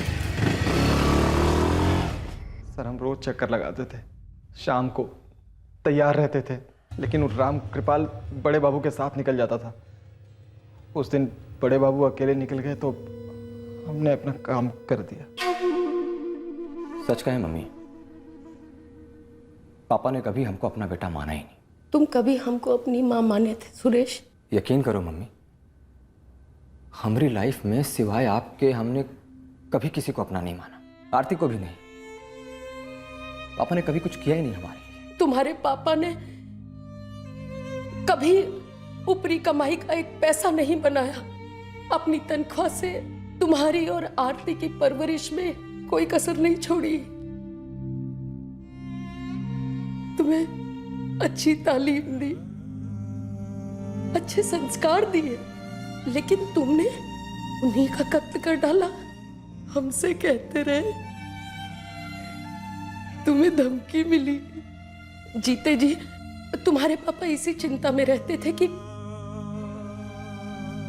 कहां गड़बड़ हो रही है तुम्हारी परवरिश में। एक बात कह देते हैं, आज अपने दिल पर पत्थर रखकर हम ये मानते हैं कि तुम्हें पैदा करना हमारी सबसे भारी गलती थी। राम कृपाल जी का बेटा सुरेश चौबे इस हत्या के पीछे है। व्हाट? जी सर, वो एक पेटी क्रिमिनल है। उसने अपने एक बाइक चोर साथीदार की मदद ली। उन्होंने मिलकर एक मर्डर कन्विक्ट को भागने में मदद की। वो तीनों इस मर्डर में शामिल है। एसपी साहब, यकीन नहीं हो रहा, ये सुरेश रामकृपाल जी का असली बेटा है? 100% असली बेटा है सर, पर जब नियत ही खोटी हो तो रिश्ता असली कैसे हो सकता है? एक्चुअली बिगनिंग से ही मास्टरमाइंड बिल्कुल आपके सामने था। शक के दायरे में इसलिए नहीं आया क्योंकि फैमिली पर सिंपैथी का पर्दा चढ़ा हुआ था। एक तरह से हमसे कुछ अहम चीजें मिस हुई।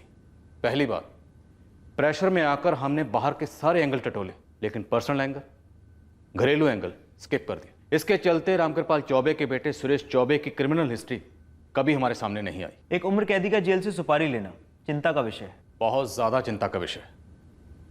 जब एक छटा हुआ क्रिमिनल हमारी फोर्स की गिरफ्त से फरार हो जाता है और दोबारा एक संगीन जुर्म करता है, तो हमारी पूरी फोर्स पर एक सवालिया निशान लग जाता है। इस एरिया में बहुत ज्यादा सुधार की गुंजाइश है, और यह गुंजाइश तभी मुमकिन है जब हम सब का कमिटमेंट और फोकस 100% होगा।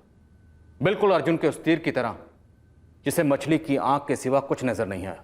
सुरेश चौबे, दीपक सिंह और मंगल सिंह को आईपीसी की धारा 302 के तहत गिरफ्तार किया गया। फिर मुलाकात होगी अगले एपिसोड में जुर्म की एक और कहानी के साथ।